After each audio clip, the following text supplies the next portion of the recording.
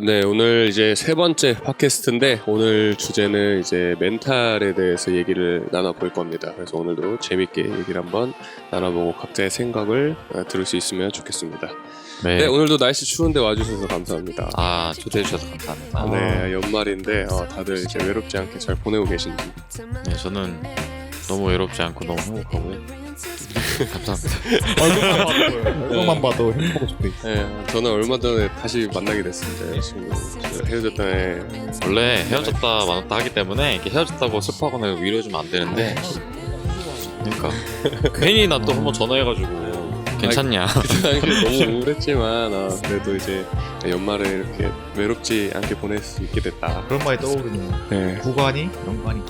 영광이다. 네. 이게 무슨 뜻이죠? 무슨 이 상황에 왔는. 전 여자친구가 좋아. 맞아요, 좋습니다. 그래서 이제 오늘의 주제에 대해서 얘기를 해볼 건데 첫 번째 이제 얘기 나눠볼 거는 각자의 멘탈이 가장 안 좋았던 시기에 대해서 한번 얘기를 나눠볼까 해요. 살면서 이제 내가 생각했던 멘탈이 바닥을 찍었던 시절이 각자 다 있을 거라고 믿는데 언제 가장 멘탈이 안 좋았어요? 저는 제가 음악을 했었잖아요. 28살, 29살 때 2월 달에 졸업을 하고 그 다음에 30살쯤에 이제 우울증이 찾아왔습니다. 뭐 때문에? 네, 음악하고 이제 레슨하면서 이제 편의점 점장으로 일을 하고 있었는데 그때 이제 현실적인 거에 대한 생각과 내가 음악을 프로가 못 될 수 있겠다라는 생각이 갑자기 들면서 슬럼프가 와가지고 그거랑 이제 막 성공하고 싶은 욕구랑 이런 이상과 내 이상적인 거와 지금 현실의 괴리감을 느끼면서 엄청 무력해졌어요. 저는 이제 근자감으로 살아왔던 사람인데 30년을 근자감으로 살았는데 근거가 없네? 이게 된 거야. 사라졌어 갑자기. 그러니까 갑자기 이제 자신감이 없어졌어요. 그래갖고 이제 그때 여자친구도 사귀고 있었는데 맨날 막 우울한 얘기하고 진짜 막 죽고 싶다고 하고 찌질한 모습도 많이 보이고 이랬거든요. 그래서 그때 정신과 다니면서 약도 한두 달 먹었었고 그런 경험이 있습니다. 그때 참 저도 옆에서 봤지만 이러다 진짜 저 형 잘못된 생각 할 수도 있겠는데 해갖고 제가 맨날 찾아가갖고 막 연락도 아니 자주 진짜 하고. 거의 맨날 전화를 했어. 그래갖고 나중에 너 오너가 너 나한테 왜 맨날 전화했냐 이랬더니 형이 진짜 무슨 일 날까봐 전화했다는 거야. 너무 고마웠어요 진짜. 아직까지도 그 마음이 남아있고. 네, 찐이죠 찐. 그랬었습니다. 맞습니다. 네. 혹시 언제가 멘탈이 좀 안 좋았을까요? 저는 하고 싶은 얘기가 많으실 것 같은데. 회사 생활을 그래도 방산업체에서 이제 4년 정도 일했었는데 거기에 이제 저를 괴롭히는 그 직장 상사가 있었어요. 너가 먼저 퇴사하냐, 내가 먼저 퇴사하냐 얘기하자 이럴 정도로 맨날 뭐 너 약간 좀 모자라다 그것도 못하냐. 근데 그 사람이 이미 그 앞에 한 3-4명을 퇴사시키는 사람이 그걸로 유명한. 자기는 실력이 없는데 이제 나이가 많아가지고 그 자리까지 올라간 사람이거든요. 그래서 일을 잘 못하고 맨날 야 궁금한 거 있으면 물어봐. 하여튼 해서 물어보잖아요. 야 너 이것도 몰라? 하면서 그냥 가버려요. 그냥 자기도 몰라서. 그런 사람들이. 그래서 그 주위에서 평판도 안 좋고 근데 그런 스트레스를 자기 밑에 사람한테 다 푸는 성격이어가지고 진짜 거의 동기가 한 명 있었거든요.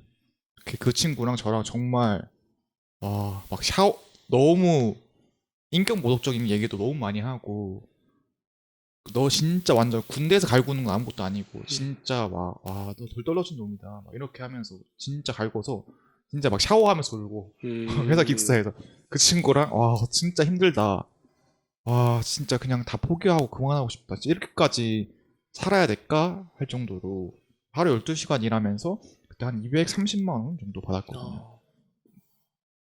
근데 뭐 결론적으로는 그분이 먼저 퇴사하셨어요. 결국에는 그 친구랑 저는 버티고 그렇게 스트레스 많이 받고 돈은 돈대로 적고 뭐 그랬던 시절이 있었죠. 다들 한 20대 넘어서 이렇게 좀 이렇게 멘탈이 좀 약했던 시기가 있었네요.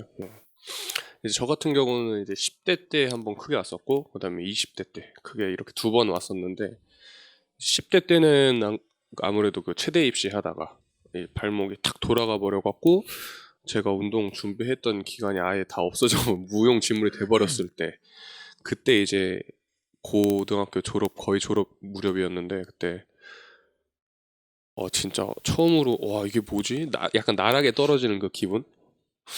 나 어떻게 해야 되지 이제 앞으로? 이런 생각에 이제 막 한 2달 동안 이제 한 페인처럼 지내다가 어떻게든 뭐 다 그냥 길이 그냥 완전히 그냥 가다가 갑자기 뚱 끊긴 느낌이 많이 들었어 갖고, 그때 당시에 이제 그냥 어머니가 하는 일 이거 한번 배워봐라 해갖고 한 2달 다니다가 아 이거 아닌 것 같은데 싶어서 이제 그냥 짐 싸들고 당장 그냥 바로 서울로 올라갔던 기억이 있습니다. 음악을 하려고. 두 번째 이제 좋아했던 게 이제 음악이었는데, 그 음악을 하면서 이제 여차저차 하다 보니까 이제 학교까지 들어가게 됐는데, 학교 졸업하고 나서 이제 목 망가지고 이제 2번째 멘탈 박살이 왔었어요. 그때는 좀 되게 세게 왔어갖고, 제가 원래 제 힘든 거를 누구한테 잘 얘기하는 성격이 아니에요.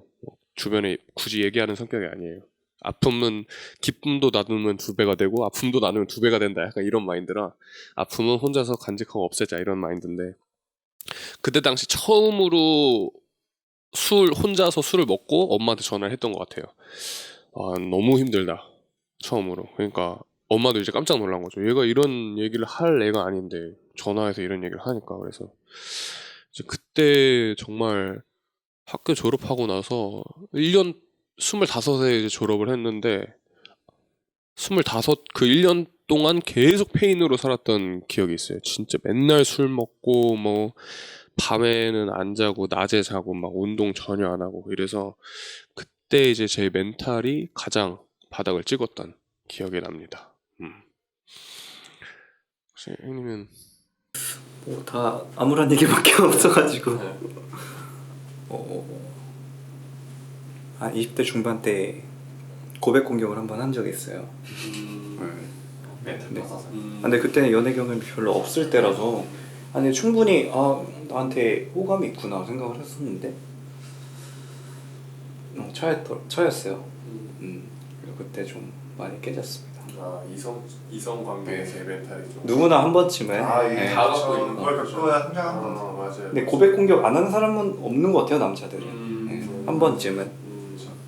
좋습니다. 그러면 이제 다음에는 이제 우리가 멘탈 바닥을 찍어봤잖아요. 그 멘탈 바닥을 찍고 나서 어떻게 극복을 했는지 얘기를 한번 들어보고 싶습니다. 저부터요? 눈으로 순서를 정해주시네. 네, 앞으로 계속 이렇게 둘 거예요, 그냥. 고유 명철이. 네. 왜냐면 태생적 인싸 머리죠. 그거 박아버리기 태생적 때문에. 인싸기 때문에. 그때 이제 약을 먹고 있었는데 어떠한 사건으로 인해서 진짜 엄청 열심히 약을 먹고 있었거든요. 엄청 중요했기 때문에. 그래서 자꾸 약을 증량하고 있었어요.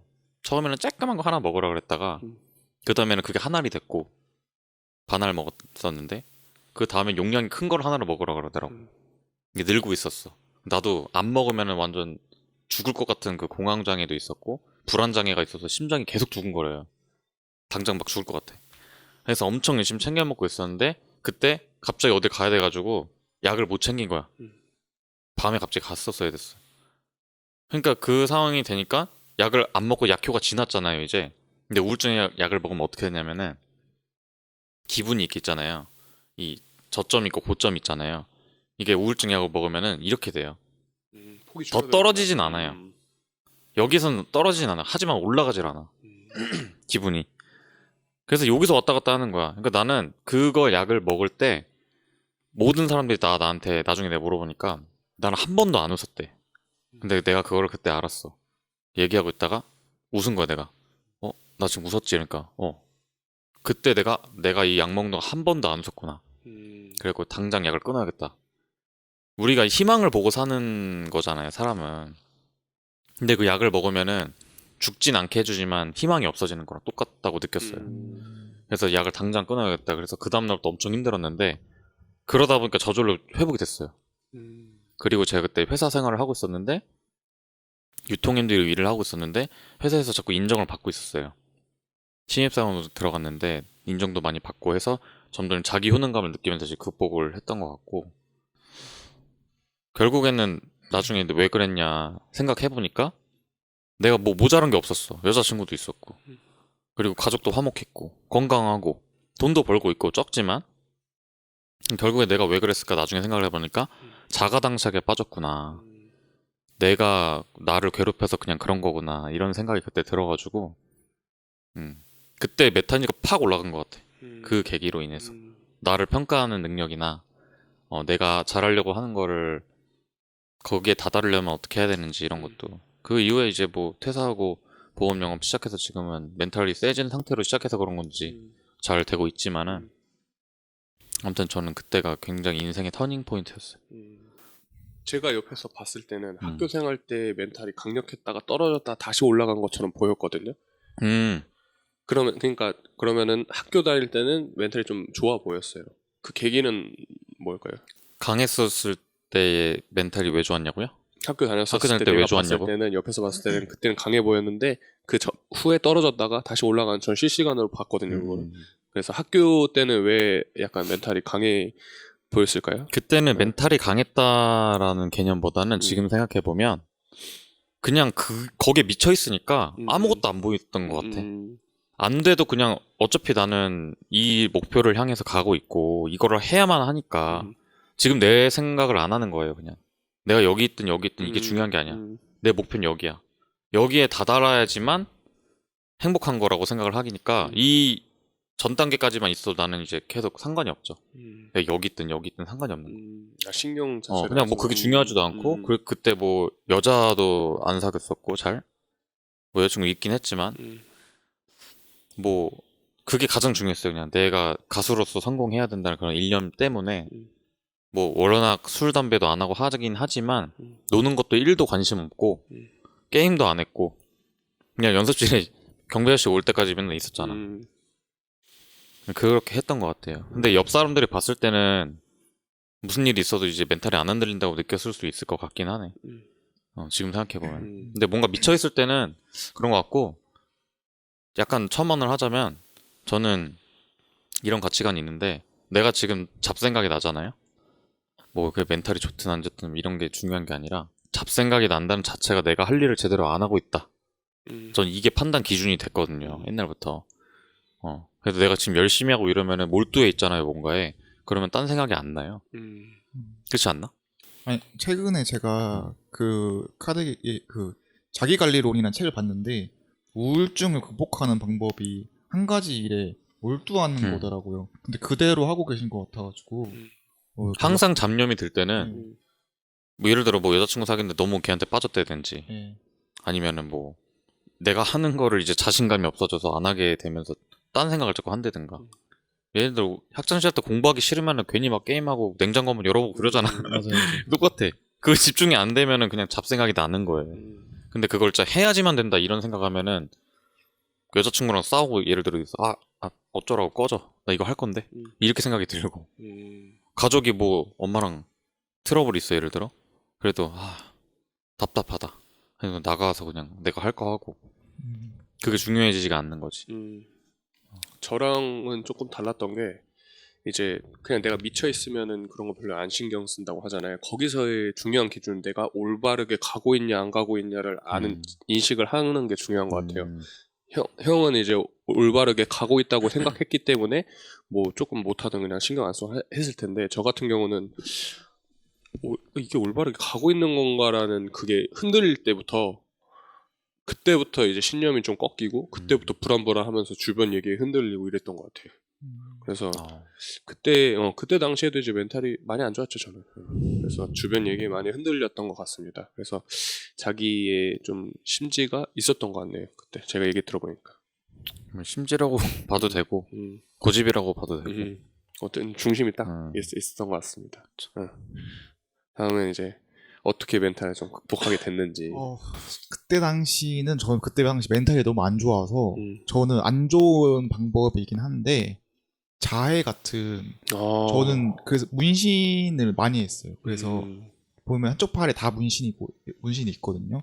근데 여자들 분들 중에서 공감하시는 분들이 있을 텐데 스트레스 받으면 깃뚫거나 그러면 약간 조금 스트레스가 풀리는 그런 경우인 여자분들이 있어요.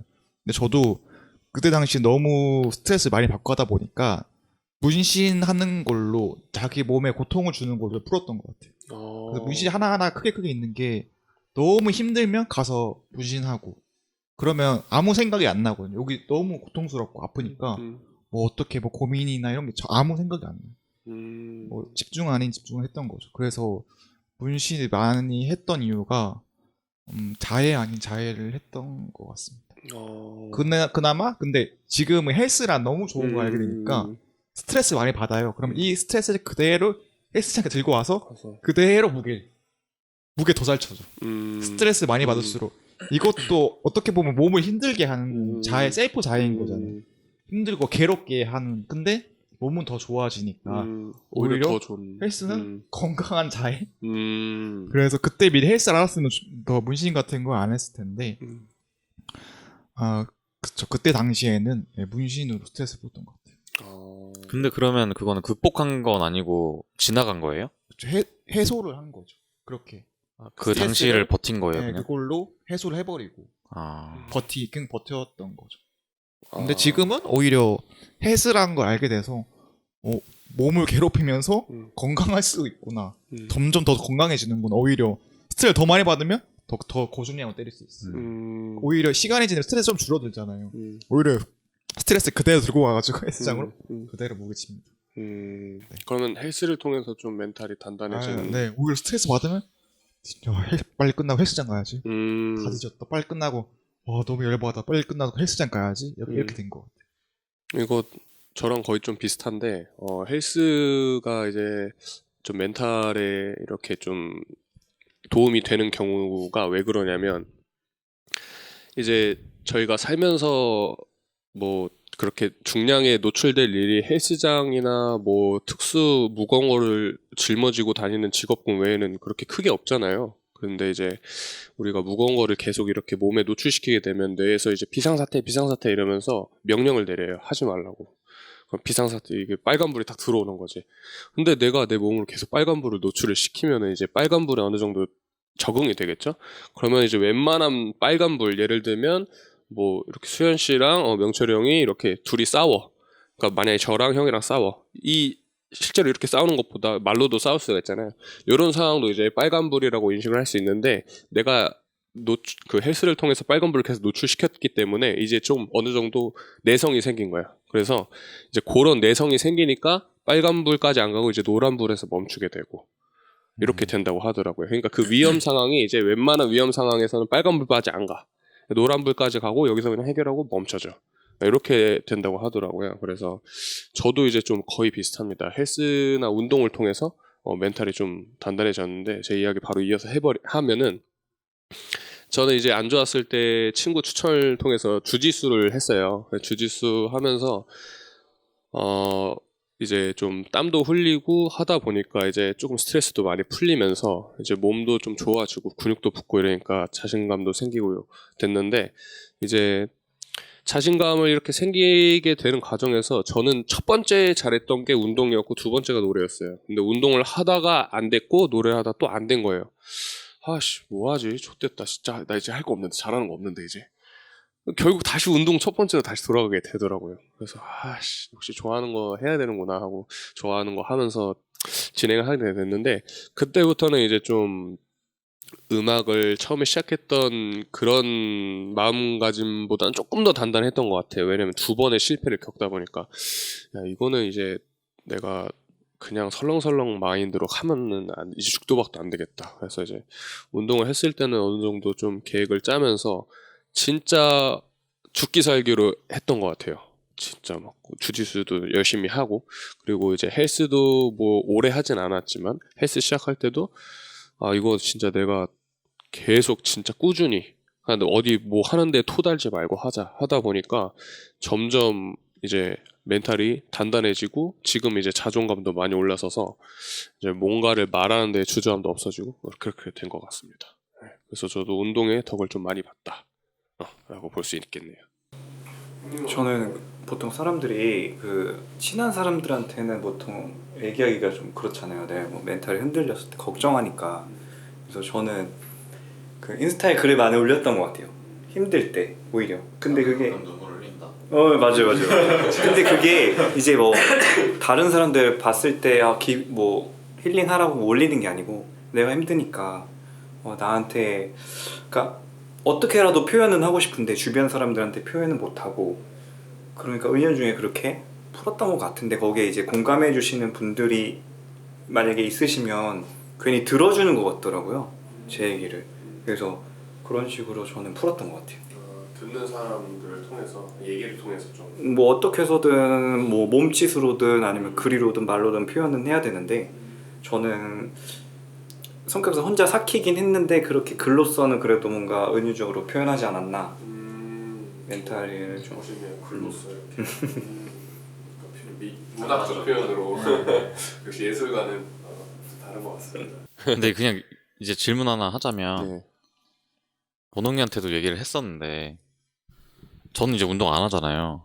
그리고 제가 예시를 항상 드는 게 간디는 근육이 하나도 없어. 너는 그때 장난으로 알고 보면 까면은 엄청 많다고 했지만 실전 압축 근육. 근데 옛날에 뭐 공자, 노자 이런 사람들이라든지 그렇죠. 그런 철학자들은 멘탈이 엄청나게 강한데 자기 신념이 있고 육체적으로 뛰어나지면 당연히 멘탈이 올라가는 건 당연하다고 생각해요. 내가 할 수 있는 캐파가 커지고 인내심이 많아진다 생각하지만 근데 아까 얘기한 게 내가 그냥 그런 운동을 하면 모든 것에 대한 인내심이 다 올라간 것처럼 얘기를 했는데 저는 최근에 느낀 게 지금 여자친구를 사귀면서 되게 질투심이 많구나 이걸 느끼거든요. 근데 지금 처음 겪는 상황 때문에 그게 생겼어요. 근데 처음 내가 다른 지금 업무적인 부분이나 내 인생에 대한 진로나 이런 거는 멘탈이 굉장히 세졌어. 항상 그걸 연습해왔고 지금 뭔가 성과를 내고 있으니까 괜찮은데 그런 사랑에 대한 부분은 되게 또 약한 부분이 있구나 내가 이거 스스로 인식을 했단 말이야. 그러니까 이렇게 생각을 했을 때는 내가 겪어보지 않은 거에 대해서 처음 노출되는 자극은 엄청 약하다고 생각을 하는데 운동을 하면 모든 거에 대해서 강해진다고 얘기를 하니까 그게 저는 이해가 안 됐어. 모든 부분에 강해진다기보다는 이제 플러스 알파 아닌가? 안 저- 하는 것보다 낫다. 그쵸, 안 하는 것보다 낫고 일단 저는 제 유튜브에 이제 막 1시간에 막 푸시업 500개 하기 막 이런 거 해갖고 올린 적이 있는데 그걸 하면서도 느낀 거는 고작 이거 한다고 멘탈이 뭐 나는 멘탈이 개쎄 씨발 막 이런 건 못 받았어요. 근데 이제 내가 그래도 이것도 했는데 딴 건 못할까 약간 이런 자신감을 얻게 되는 계기가 됐단 말이에요. 그러니까 이 자신감과 멘탈은 굉장히 가깝게 붙어있는 관계잖아요. 그래서 내가 뭔가를 행하려고 했을 때 오는 두려움은 다 있잖아요, 사람마다. 그게 뭐 제가 또 유튜브에 검색해보니까 이게 뭐 고대 옛날에 살았을 때는 우리가 뭔가를 도전하고 이러면은 죽을 확률이 높았기 때문에 그런 거에 대해서 두려움을 갖도록 인식이 됐다, 이게 박혀있다라고 하더라고요. 그래서 그게 그대로 내려와서 우리가 이제 지금은 뭘 해도 죽지 않는 시대가 됐는데 이제 그런 게 유전자 오류라고 그 역행자에서도 나왔었고, 그래서 이제 그런 게 많이 조금 없어졌던 이게 운동을 통해서 그런 거고, 말씀해 주셨던 그런 이성적 관계에서의 멘탈은 조금 다른 것 같아요, 확실히. 왜냐면 저도 최근에 느낀 건데, 아까 동원이 형님한테도 얘기했지만 가까운 사람이 나한테 내 멘탈을 흔들었을 때 이게 생각보다 견디기가 쉽지 않더라고요. 오히려 비즈니스 때나 그냥 지인들이랑 싸우면서 이런 거는 멘탈적으로 그렇게 크게 데미지 안 받을 수 있는데, 뭐 가족이나 연인이 내 멘탈을 흔드는 그런 발언이나 뭔가 행동을 해. 이제 쉽게 컨트롤이 안 돼. 진짜. 전문 그런 건지 모르겠지만 오히려 가까운 사람이 그럴수록 더 힘든 것 같더라고요, 저도. 더 차분해져야지. 가까운 사람일수록 그 사람이 감정적이게 나올지언정 나는 또 차분하게 해야지를 지금도 연습하고 있는 것 같아요. 그건 조금 저도 좀 힘든 것 같습니다. 그래서 약간 저반에 그 특훈이 있거든요. 그러니까 우리 운동 몸을 키우는 거잖아요. 근데 약간 여자친구나 심리적인 문제는 약간 두뇌에 영향이 있잖아요. 그래서 저는 책을 읽으면서 유산소를 뛰어요. 이 두뇌를 네?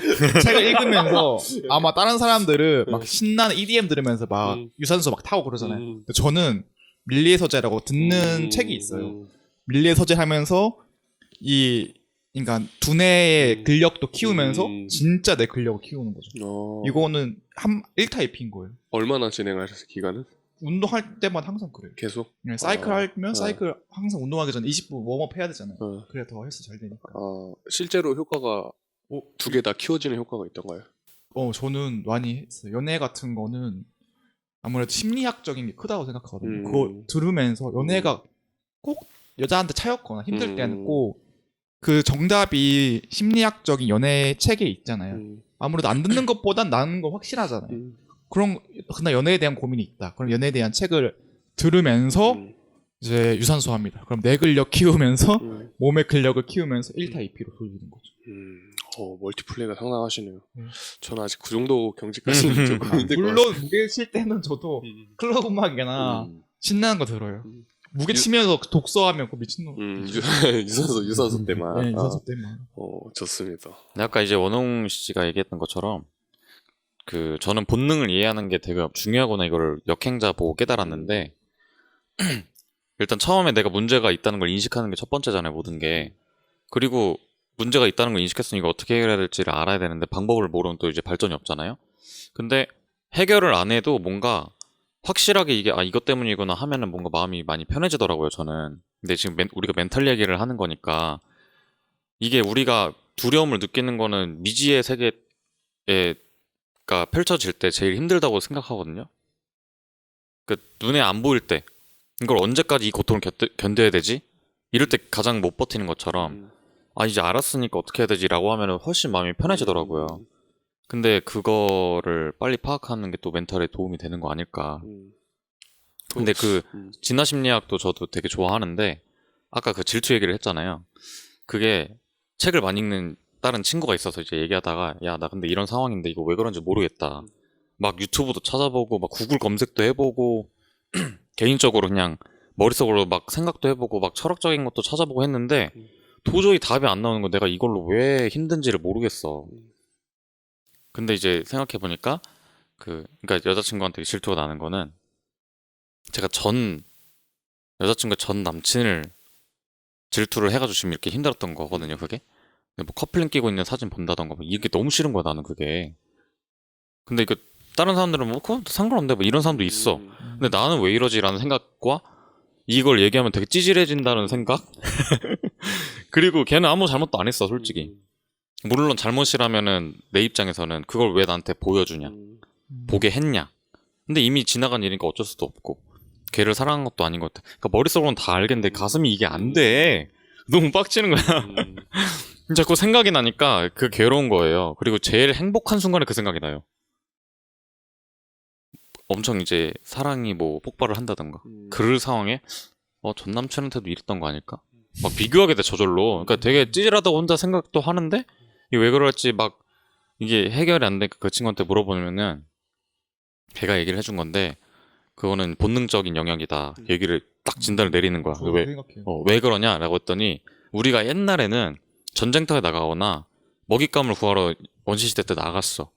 근데 다른 수컷이 내 아내를 범해가지고 애를 낳아버리면은 안 되잖아. 지금은 이제 우리가 사회가 발전해서 그런 일이 없지만 그런 것 때문에 그런 옛날에 막 정조대 이런 것도 있었잖아요. 전쟁 나갈 때 정조대 채워놓고 나가고 이랬었잖아요.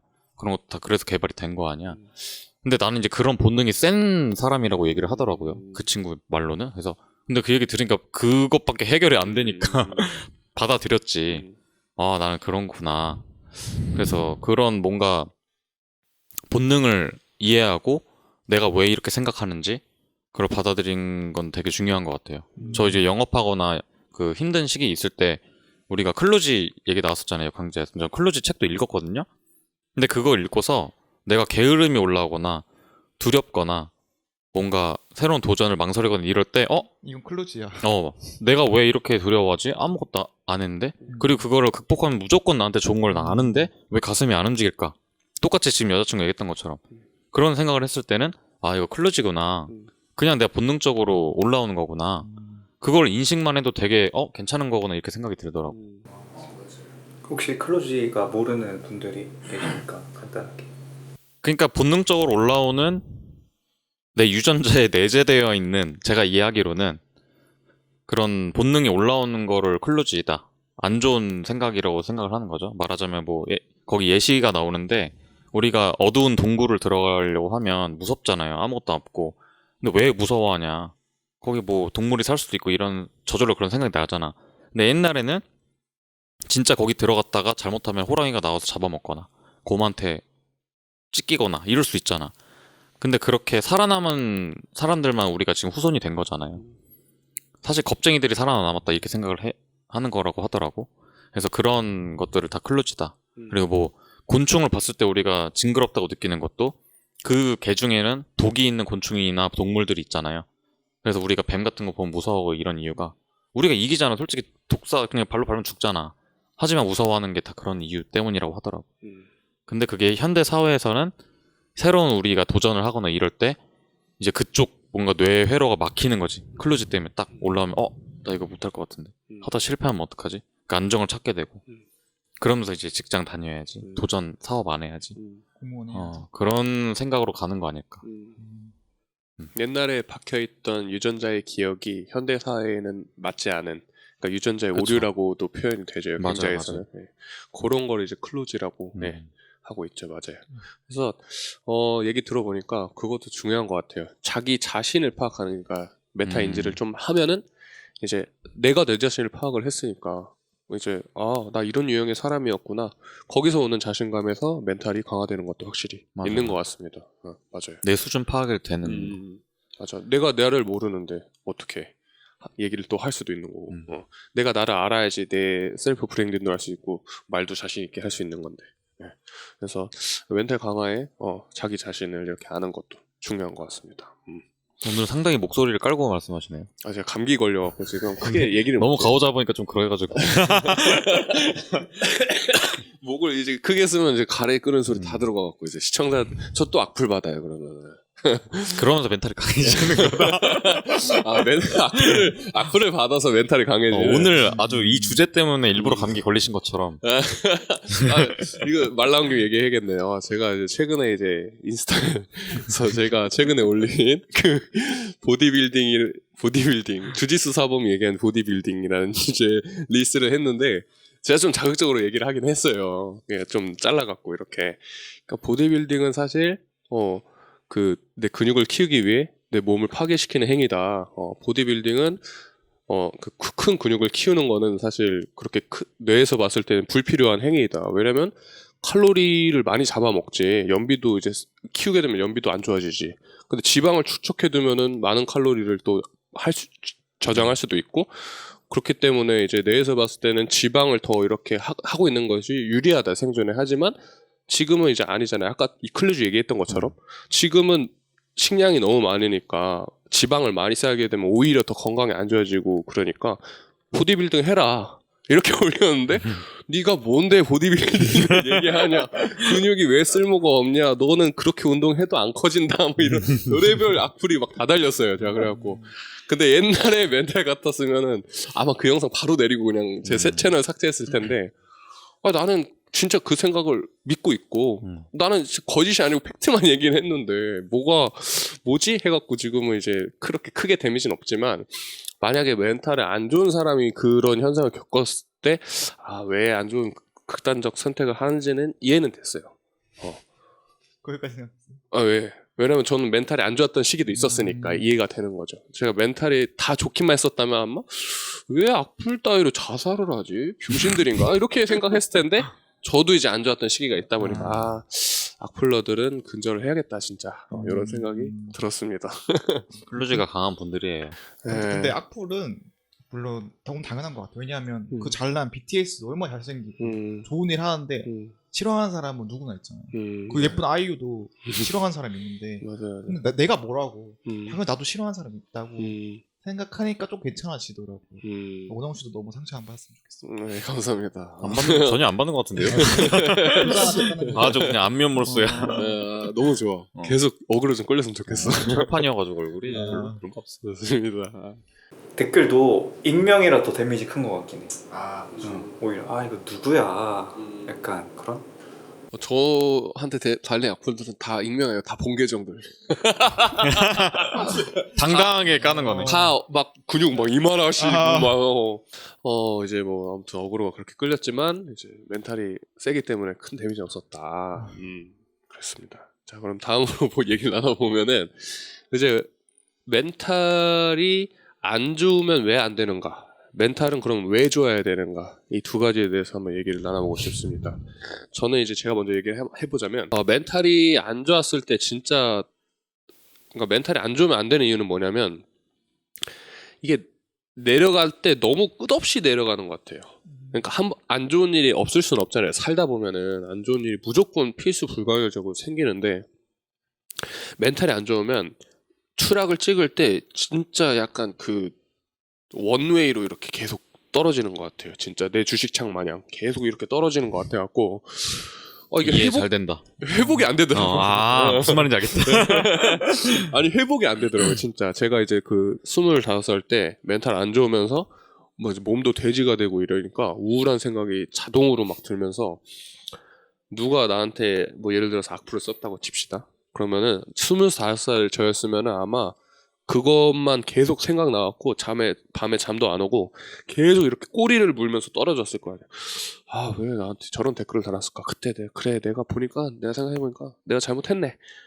아 근데 씨발 저렇게 욕을 하다니 나도 사람인데 이렇게 하면서 이거 최근 생각 같은데? 너무 자연스러운데? 꼬리를 물게 되면서 같은데?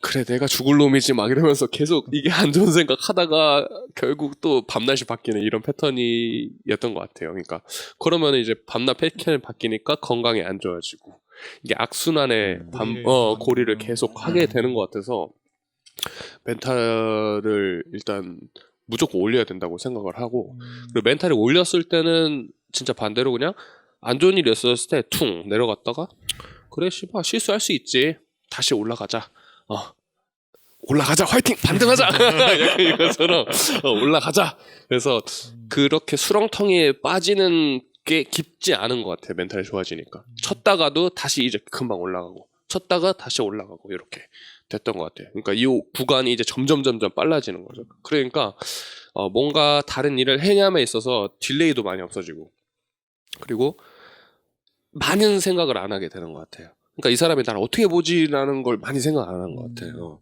저 사람이 어떻게 생각하든 말든 나는 이렇게 생각을 해.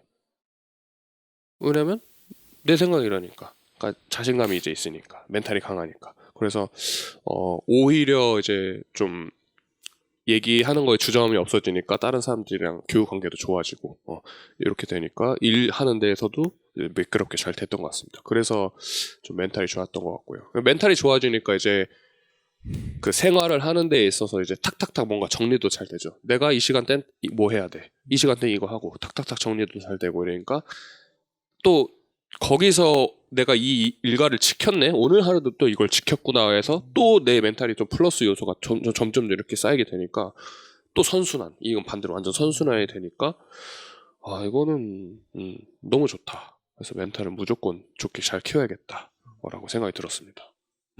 멘탈이 곧 자존감인 건가요?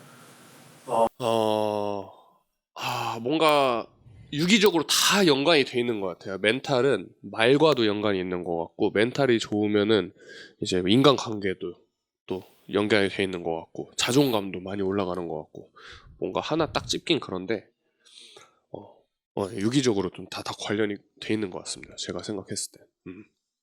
근데 사실 저는 뭐 주제가 멘탈이지만 멘탈이라는 말을 안 좋아합니다.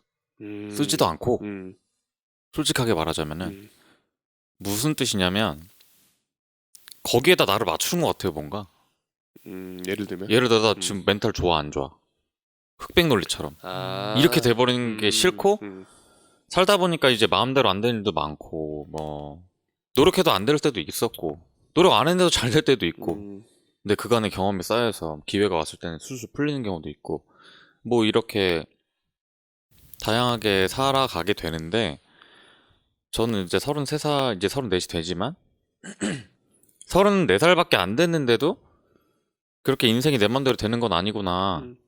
갖가지 경우의 수가 엄청 많고 내가 또 어떻게 될지도 모르고 주변 환경도 자꾸 변하는데 생각하는 대로만 사라지는 건 아니구나. 대신에 내가 기준점은 잡고 있고 어떤 방향성으로 가는지 알고 그걸 위해서 정진해야겠다 이런 마음만 있으면 된다고 생각을 하는데 멘탈 막 이런 거를 얘기를 하면 이 주제에 국한해서 얘기를 하는 거지만 내가 자꾸 멘탈 좋다 안 좋다 이렇게 판단하는 순간 그게 더 안 좋아질 것 같아요. 그냥 그냥 지금 상황이 이렇구나. 음. 이렇게 하는 게 멘탈 지키는 데 제일 좋지 않나? 음.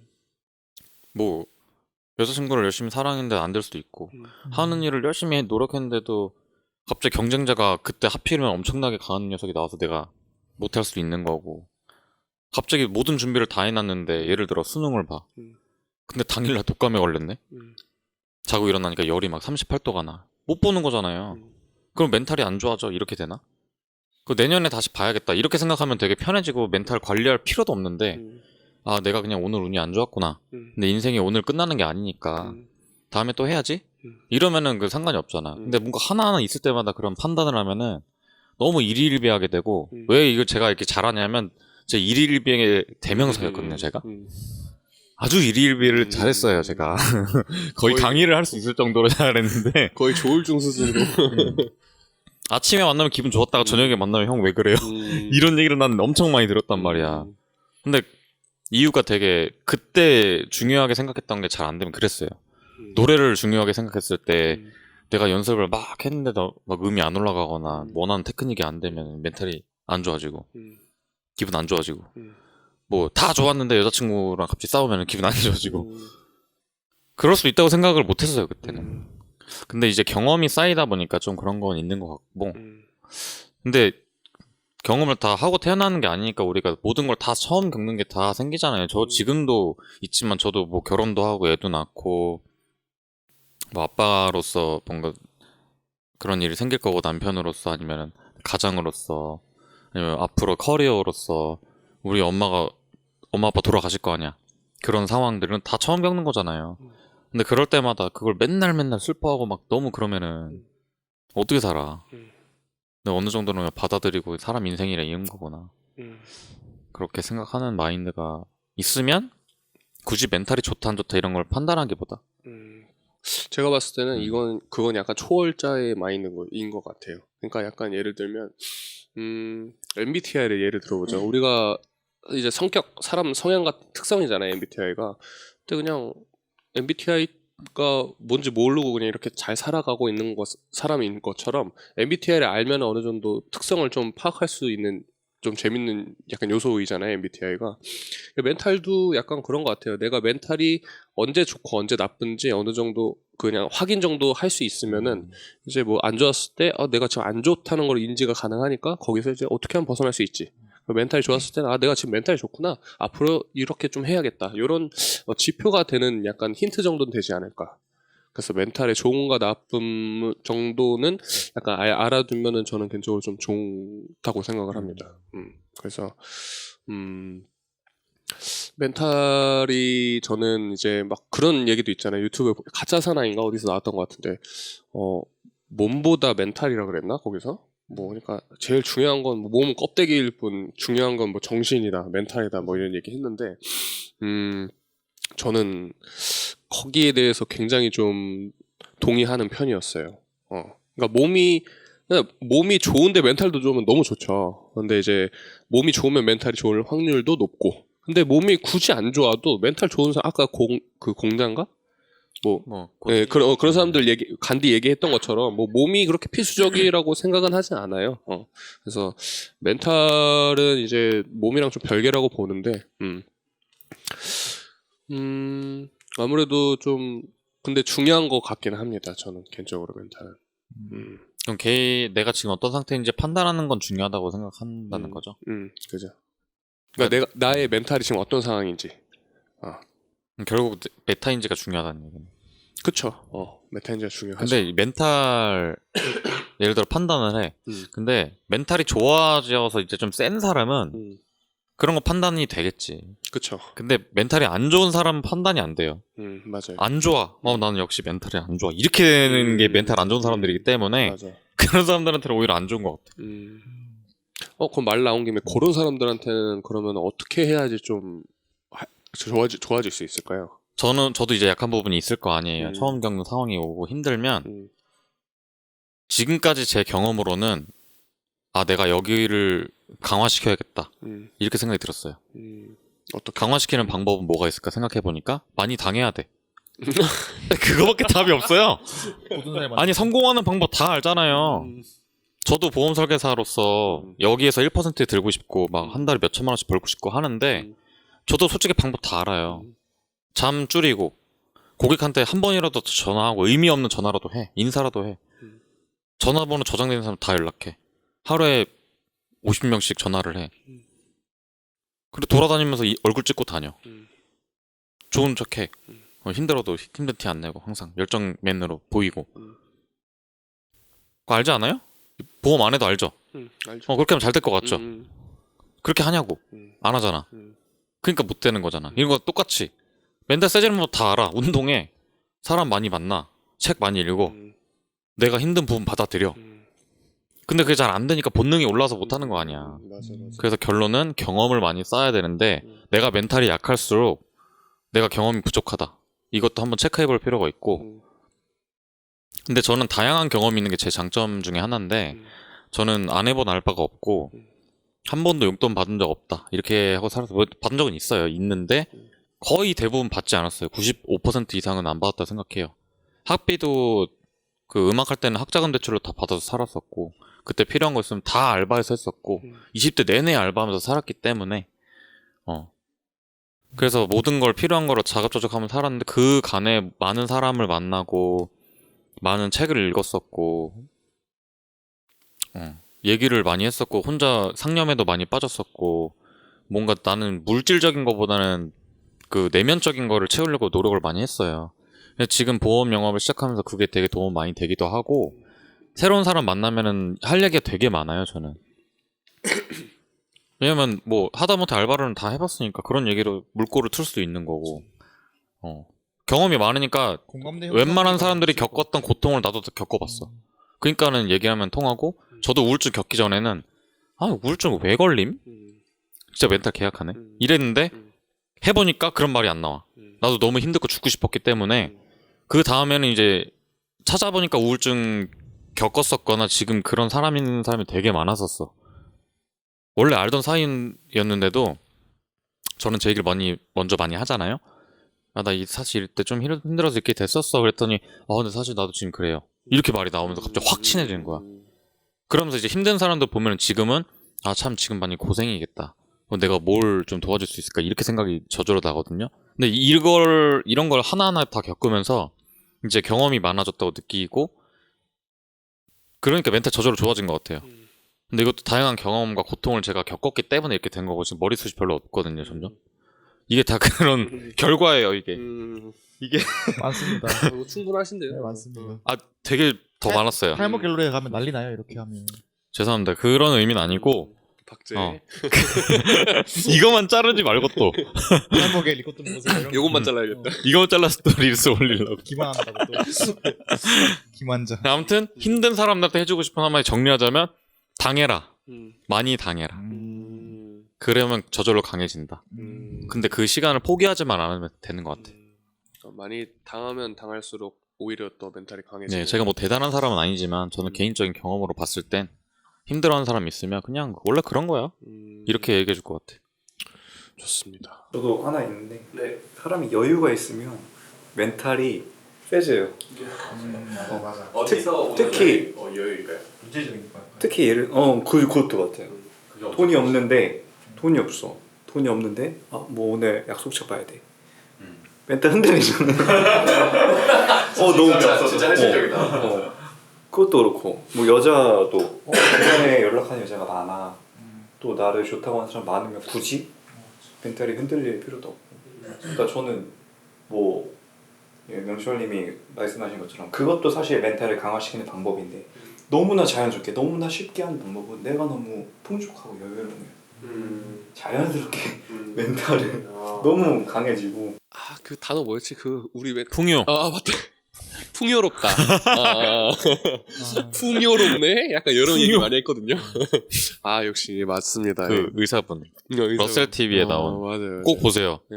TV 러셀 검색해서 거기 의사 선생님 나오시는데 굉장히 멋진 분이십니다. 물질에서 오는 풍요로움은 정말 너무 멋있더라고요. 가난한 동네 가면 엄청 화가 나 있고 다들 엄청 신경질적. 난 진짜 많이 느낀다니까. 마트만 상담하면서 봐도 막 맞아. 엄청 싸우고 다들 엄청 예민했는데 부잣집만 가면 그럴 수 있지. 그래서 내가 그럴 수 있죠. 그럴 수 뭐 운전할 때도 좋은 차들이 솔직히 잘 비켜주고 맞아. 그러지 않나? 나는 그렇게 느끼거든. 맞아. S 클래스가 밟은 적 한 번도 본 적 없어. K5 약간 K 과거 오기 쉽지 않아요. 구형 그랜저 막 이런 거. 하하호호 이런 거잖아요. 그건 잘 모르겠어요. 뭐 물질에서 오는 그런 여유로움에서 멘탈이 좋은 사람이 있을 거고 저도 지금 생각해 보니까 운동 말고 하나 더 있는 것 같아요. 제가 요즘에 이제 백수라서 이제 집에서 띵가띵가 놀고 있는데 시간이 안 가갖고 심심해갖고 전자책을 좀 쓰고 있어요. 어떤 거의 주제로 쓰고 있냐면 대화의 본질이라는 이제 제목을 걸고서 대화를 어떻게 하면 좀 잘할 수 있는지 이런 거 쓰고 있는데 거기서 이제 말하기 파트인 이제 힘 기르기 파트라고 있는데 거기서 말의 힘을 길러야 된다. 뭔 내용이냐면은 이제 멘탈은 나의 신념을 강화하기 위해선 실제로 내가 했던 말을 힘을 기르면 된다라는 내용인데 그러니까 내뱉고 그냥 말 그대로 내뱉고 그냥 지키자라는 거예요. 뭐 예를 들면 아까 예를 들면 나 이제 3개월 동안 다이어트해서 한 7kg 뺄게. 한 7, 8kg 뺄게. 말을 일단 내뱉는 거예요. 소문내기 효과 이런 거는. 그쵸. 주변 사람들 얘기해서. 네네. 근데 그거를 얘기하고 안 지키면 이제 안 지키고 신념이 그냥 흔들렸기 때문에 거기서 이제 멘탈이 저는 약해진다고 보거든요. 그래서 그런 거 이제 지키려면 그럼 어떻게 해야 되나? 방금 얘기했던 것처럼 주변에 떠들고 다니고 그리고 돈을 걸어버리는 거예요. 걷다가 진짜 예를 들면 바디 프로필 거기 예약 그 스튜디오에다가 그냥 바로 선입금 해버려 그냥 그거를 선입금 해서 내가 이거 안 지키면 그냥 한 5, 60만 원 그냥 날아가는 거야. 안 지키면 이제 좀 위험한 거겠죠. 그래서 그런 식으로 이제 처음에 내 말을 지키기 힘들다면은 주변과 상황을 이용해서 지킬 수밖에 없게 이렇게 하고 그거를 하나하나씩 지키게 되면 이제 내 신념, 내가 내뱉은 말에 힘이 생기면서 신념이 생긴다고 저는 믿고 있기 때문에 그렇게 신념이 점점점 단단해지고 확신감이 생기면은 멘탈이 강해진다고 생각을 하거든요. 그래서 말의 힘을 좀 기르면 그것도 멘탈에 도움이 많이 되는 것 같습니다. 저는 개인적으로. 강제성을 좀 부여하면 처음에. 그러니까 처음에 좀 힘들다면 내가 멘탈이 너무 약해서 내가 말하는 걸 맨날 내뱉는데 지키질 못해. 그러면 이제 주변에서도 저 새끼 말만 하고 절대 안 하네? 신뢰도 점점 떨어질 거고 그러면 또 멘탈도 안 좋아지고 나는 맨날 말만 하고 지키지 못한 루저 새끼네? 이런 사람이 있다면 한번 내뱉고 주변에 막 얘기도 하고 진짜 비싼 돈 이렇게 내갖고 내 생활이 진짜 안 지키면 타격을 받을 수 있을 만큼의 돈을 지불을 해서 꼭 지키게끔 좋은 방법인 것 같습니다. 그렇게 해서 내 말의 힘을 기르는 게 좋은 것 같다. 네, 그런 것 같습니다. 저는 근데 개인적으로 강제성이 그렇게 부여가 안 되더라고요. 돈을 많이 내는. 우리 회사에서 내기를 많이 해. 업적 내기 해서 뭐 만약에 원홍이랑 나랑 해. 그러니까 원홍이가 나보다 높으면 근데 원홍이한테 10만 원 줘야 돼. 이런 걸 막 해요. 그런 것도 있고 뭐 지각비도 걷고 하는데 돈 벌어서 내지 뭐 난 이렇게 생각이 들어 그런 게. 얼마 안 되지. 게끔 더 올려야 돼. 얼마 타격을 안 100만 원 받는 올리는 금액이라 거. 그러지 않을까요? 그런가? 100만 원이든 거. 100만 원이 되면 달라질래요. 약간 그럴 수도 근데- 저는 제 개인적인 경우는 그렇다고 봐요. 근데 그게 저는 되게 안 좋은 영향이라고 생각해서 더 싫은 것 같긴 해요. 그러니까 좋은 영향으로 그거를 생각을 전환을 해서 하고 싶은 마음인데 뭐가 있을까? 아무튼 저는 동기를 제 내면에서 항상 찾아가지고 솔직히 경쟁하거나 이런 거에 하나도 관심이 없고 내가 지금 이번 달 얼마 벌어야지라던가 어떤 업적을 쌓아서 명예롭고 싶다 이런 거에 굉장히 큰 동기를 받거든요. 맞아요. 남을 이겨가지고 내가 얼마 10만 원 벌고 이런 게 하나도 중요하지 않아. 솔직히 그렇게 받으면 나는 그걸 다 써버려. 그 사람들한테 그냥 내가 이거 했으니까 커피 한 잔 돌릴게요. 이렇게 해서 다 써버려요. 저한테 가치가 없다고 느끼는 돈은 다 그렇게 나가게 되더라고. 근데 가치가 있는 돈은 이제 내 거니까 더 가치 있게 쓰고 뭔가 마음이 좋은데 그렇게 해서 승리를 하거나 좋은 실적을 내면은 자신감이 저는 안 생기더라고요. 강제로 한 거기 때문에 약간 변태적인 성향일 수도 있는데 모든 거를 다 밑바닥에서부터 채워가지고 다 내 거로 100% 만든 걸로 결과를 내면 엄청나게 뿌듯해. 내가 성장했다 느끼고. 근데 강제로 그걸 성공시키면은 그게 그럼 나 강제성이 없으면 안 되는 거가 난 이렇게 생각이 들어. 그러니까 이게 어느 정도 그 숙련자의 마인드인 것 같아요. 제가 봤을 때는. 그러니까 아예 진짜 그거조차 컨트롤이 안 되는 사람들은 그렇게 마음가짐 갖기는 좀 힘들 것 같아요. 그러니까 강제성을 부여해서라도 그렇게 조금씩 하면서 내 힘을 알아가고 해야지 아예 그게 없다면은 그건 좀 힘든 것 같아요. 그래서 그러면 차라리 목표를 줄이고 얘기를 안 하는 게 낫지 않나요? 그것조차 안 지키니까. 그러면 간절하지 않는 건데 솔직히 해야 되나 그렇게까지? 저는 엄청 간절하고 내 인생이 싫어서 이렇게 사는 거예요. 난 진짜 엄청나게 불만족스러워 내 인생이. 가장 큰 동기부여는 사실 간절함이 크겠죠. 근데 맞아요. 솔직히 간절함 없으면은 성공 못 하잖아요. 맞아요. 근데 그렇게 막까지 인생에 물론 열심히 살려고 하는 사람 있지만 그냥 흘러가는 대로 살고 싶어 하는 사람이 있는 것 같아요. 그래서 그런 사람들은 그냥 그게 중요하다 생각하면 그렇게 사세요. 뭐 우리처럼 뭐 열심히 살아서 이뤄야지 목표를 이뤄야지 이렇게 사는 부류가 있고 그래서 그냥 각자 그렇게 하고 싶으면 그렇게 하세요 하면 될 것 같아요. 우리 같이 살고 싶은 사람은 우리 같이 해서 열심히 살자 하면 되는 거고. 그래서 아예 부류가 나뉜 것 같아요. 맞아, 그건 맞는 것 같아. 그래서 너 왜 열심히 안 살아? 하면 난 이게 좋은 것 같아. 알겠어. 너 그렇게 살아. 이렇게 하면 될 것 같습니다. 맞아요. 그러니까 그 사람들 뭐 한심하게 볼 것도 네, 없고. 그냥 각자의 맞아. 길이 있는 거라고 생각해. 다 의미가 있고. 네. 근데 이제 진짜 상류층으로 가고 싶다 막 이런 생각으로 살면 우리처럼 지켜야 되는 건 맞으니까. 그래서 저도 약간 저가 멘탈을 좀 관리하는 거라고 생각하거든요. 그래서 약간 좀 나만의 동굴을 만드는 법, 저만의 관리법은 나만의 동굴을 만들어서 예를 들어 저는 집을 엄청 깔끔하게 청소하거든요. 물론 제가 청소 업체를 운영하기도 있고 이불 개고 이불 항상 펼쳐놓고 이런 기본에 청소기 돌리고 물티슈 청소 포가 있거든요. 그걸 다 닦고 화장실 청소도 일주일에 2-3번씩 하고 제 집에 오는 사람들은 다 이렇게 집 깨끗해? 이야기하거든요. 그 공간이 약간 저만의 동굴이기 때문에 외부에서 받은 스트레스나 이런 거 멘탈적으로 흔들릴 때 거기서 푹 쉬고 잠을 충분히 자고 뭐 헬스하고 그래서 다시 멘탈 제정신으로 돌린 다음에 나가서 더 싸울 수 있는 것 같아요. 그래서 저만의 멘탈을 잘 할 수 있는 팁은 나만의 동굴을 만드는 거. 그 동굴이 뭐 집이 아닐 수도 있고 뭐 게임일 수도 있고 그다음에 뭐 운동일 수도 있고 뭐 잠을 충분히 자는 걸 수도 있고. 약간 나만의 루틴을 좀 확실하게 정해서 그걸 이행하는 걸로 이해해도 될까요? 네, 뭐 힘든 게 있다면 이렇게 해서 회복이 됐으니 그렇게 한번 해보자.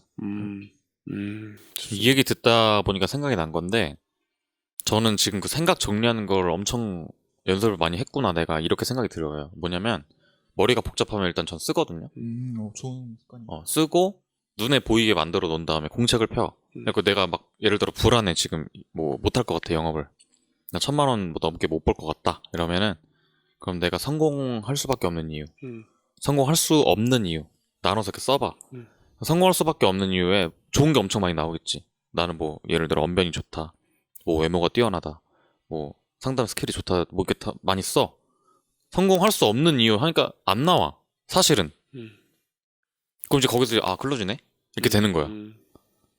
좋은 방법인 거. 네. 근데 그 눈에 보이면 엄청 잘 돼요, 그게. 근데 이걸 많이 하다 보니까 지금은 막 예를 들어 뭐 뭔가 일이 있어가지고 그것 때문에 머리가 복잡하면은 그 상태에서 일을 막 하면은 못 하잖아요. 머리가 복잡하니까 안 돌아가. 그럼 이제 가만히 아무것도 안 하고 덮어버려. 덮고서 가만히 생각을 해요. 이렇게 눈 감고서 내가 지금 왜 힘들지? 그 원인을 자꾸 찾아요. 타고 가가지고 본질을 찾아보니까 내가 이런 거에 두려움을 느끼는구나. 아니면 사실은 이런 부분이 내가 부족해가지고 지금 결핍이 있구나. 이런 걸 찾아내서 그럼 앞으로 그런 걸 차근차근 업그레이드 시켜야지. 이렇게 하면 마음이 평온해져요. 그럼 다시 이제 일을 할 수가 있게 돼. 퇴근하고 그런 걸 채워. 이거를 지금 반복하고 있거든요. 계속. 좋은 방법인 것 같습니다. 실제로 눈에 보이게끔 작업을 해놔. 보이게 하고 그걸 자꾸 사고에 정리를 하는 거야. 우리가 집 청소하는 것처럼 제자리에 놓는 거죠. 생각들이 펼쳐져 있는 걸 제자리에 이건 여기 있어야 되는 자리에 놓고 서랍에다 다 넣어놓는 거지. 좋은 방법인 것 같습니다. 갑자기 얘기하니까 동굴인 거네요. 동굴 아닌데요? 알겠습니다. 네. 동물 아니면 뭐죠? 방법이 그냥 넘어가요. 거기까지는 준비 못했어. 알겠습니다. 두 분의 의견에 공감을 해요. 그래서 저는 그 정리정돈이 무조건 중요하고 특히 내가 생활하는 그 생활 반경은 무조건 깔끔해야 되고 그래야 생각이 명확하게 딱딱 정리되고 두 번째 명철이가 얘기한 것처럼 무조건 저도 글로 써야 된다고 생각을 하고 이게 수십 가지 일이 동시에 뭐 걱정이 될 수 있고 생각이 될 수 있고 이제 뭔가 할 일이 많잖아요. 그러면 진짜 패닉이 돼요. 뭐부터 뭘 어떻게 건드려야 될지 모르니까는 저는 그거를 저도 쓰고 쓴 다음에 어쨌든 몸이 하나니까는 동시에 못해. 하나씩 우선순위 정해놓고 그냥 전체적인 그림을 보는 게 아니라 하나씩만 생각해서 정리하는 것 같아요. 그래서 체크가 어느 정도 되면 그때부터 조금씩 정리되는 저는 그런 식으로. 좋습니다. 일단 셋은 깔끔한데 제가 집을 자꾸 치우라고 했잖아요. 근데 왜 안 치우시는 거죠? 제 집은 나름대로 제 루틴으로 제만의 동굴입니다. 네, 저만의 동굴이기 때문에 그거는 이제 저는 제 기준에는 깔끔하다고 생각하는데 별로 안 좋아하시더라고요. 명철이 형이 조금 많이 안 좋아해요. 너무 저 깍쟁이 스타일 서로 그게 깍쟁이. 아니라 이건 뭐 이미지상 얘기는 안 할게. 굉장히 더러웠다고 느꼈어. 네. 아무튼 제 나름대로의 동굴이었고 여자친구가 엄청 사랑하는구나 이렇게 생각했습니다. 여기까지입니다. 진짜 사랑하는구나 이렇게 생각을 했어. 사랑으로 공부하는 거. 사랑합니다. 오케이, 좋습니다. 이제 시간이 이제 거의 다 돼갖고 이제 마무리로 이거 보고 있는 이제 영상 보고 있는 분들한테 좀 멘탈 안 좋으신 분들이라고 가정을 하고 어떤 말을 좀 마무리로 하면 좋을까요? 위로의 말 각자의. 아 위로 싫어하는데. 아래로. 죄송합니다. 죄송합니다. 욕이 나올 뻔했는데. 저부터 할게요. 저는. 네. 저는 뭐 멘탈이랑 상관없이 스스로를 미워하지 않았으면 좋겠어요. 중요하죠. 진짜. 뭐 내 스스로는 내가 가장 최고의 서포터가 됐으면 하는. 나 자신을 안 믿으면 정말 나 자신을 안 사랑해줘. 누가 날 또 사랑해줘요? 부모님 그러니까 말고. 멘탈이 안 좋다고 스스로 미워하지 않고 막 너 왜 그래? 너 이거밖에 안 되는 거야 하는 그런 것들 그냥 안아주고 그랬구나 그런 느낌. 저도 있는데 제 방법은 아니고요. 유튜브에 켈리체님이나 뭐 자청님이나 제가 존경하는 사업가분들이 많이 하는 건데 음악을 듣지 않고 그냥 한 10분이라도 바깥에 나가서 산책해보는 거. 뭐 산책 정도야 별거 아니겠지 할 수 있는데 맨날 집에만 누워있고 게임하는 사람들은 이게 한 10분 걷기도 힘들어요. 막 다음날 막 다리 알배기고. 그래서 적게 최소 10분이라도 그냥 포인트는 음악을 안 듣고 이렇게 한번 10분만에 걸어보는 거. 그것만 하루에 한 번씩만 해도 야, 아마 인생이 크게 바뀔 거라고 생각해. 좋습니다. 아 너무 하고 싶은 얘기가 많은데 딱 한 가지만 얘기해야 된다고 하면 저는 현실적으로 강의를 할 때도 항상 그렇게 하거든요. 당장 지금 뭔가 실천해서 바꿀 수 있는 거를 얘기해주고 싶어요. 그게 뭐냐면 저한테 가장 도움 많이 된 게 이제 확신을 가지고 미래에 나를 믿고 가는 건데 중간중간에 어떻게 해야 되냐면은 24시간 나를 카메라가 쫓아다닌다고 생각을 해보세요. 트루먼 쇼처럼. 그러니까 제3자의 시선으로 나를 보라는 거야. 그렇게 봤을 때 내가 잘하고 있는지 못하는지가 나와요. 저절로. 근데 보통 사람들이 이렇게 살잖아요. 이렇게 살으라는 얘기예요.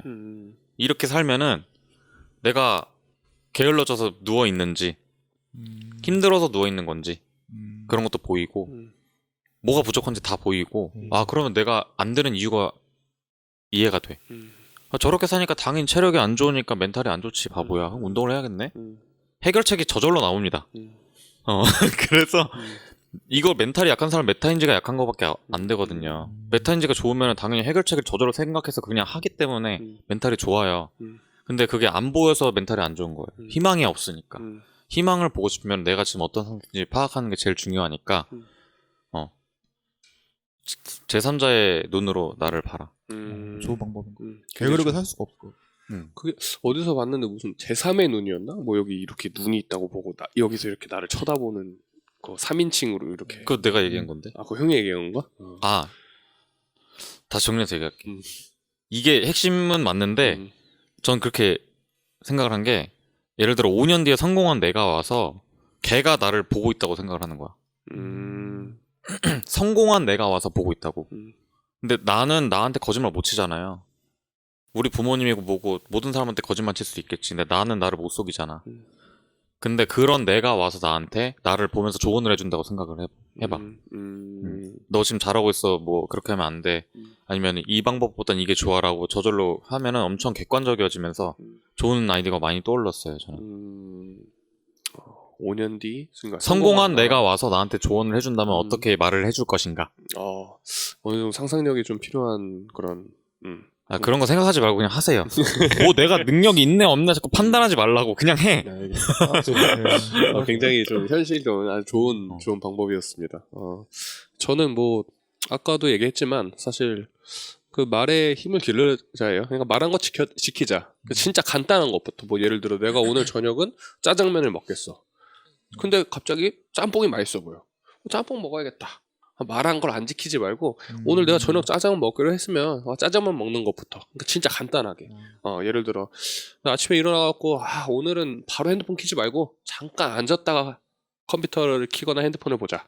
10분이라도 그냥 가만히 앉아서 명상이라도 해갖고 하고 그 다음에 핸드폰을 보자. 뭐 이런 식으로 말을 하고 지키는 이런 간단한 것부터 조금씩 지키면 보면은 되게 조그맣지만은 성취감이 조금씩 이제 쌓인단 말이에요. 근력을 키우는 건 살짝 비슷하네요. 네, 맞아요. 진짜 근력 키우듯이. 그래서 그렇게 내가 내뱉었던 말을 진짜 사소한 거라도 조금 지키게 되면 나중에는 조금씩 커져요. 이제 하루 단위로 커지는 거죠.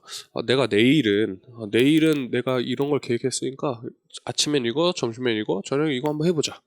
근데 그걸 또 지키게 되면 이제 일주일 단위로 넘어가고 한 달 단위 점점 커지게 된단 말이에요. 그러면 이제 어느 정도 이제 난 이런 사람이구나 메타인지도 이제 가능하면서 이제 미래를 좀 계획을 할 수 있는 그런 수준까지 오게 되면은 거기서 오는 이제 자신감은 이제 진짜 이루 말할 수 없죠, 진짜. 그래서 말한 거를 한번 지키자. 저는 요거를 추천드리고 있습니다. 내 인생의 주인이 되라. 네, 인생의 주인이 되라. 맞습니다. 네, 좋습니다. 자, 오늘 아주 멘탈에 대해서 잘 많은 얘기 나눴던 것 같은데 부족하네 시간이. 시간이 좀 부족하긴 하네요. 네. 그래서 다음에 또 한 사이클 도니까 다음에 또 딥한 얘기 또 나눴으면 좋겠고 오늘 팟캐스트는 여기서 마무리하도록 하겠습니다. 추운데 고생 많으셨습니다. 고생하셨습니다. 수고하셨습니다.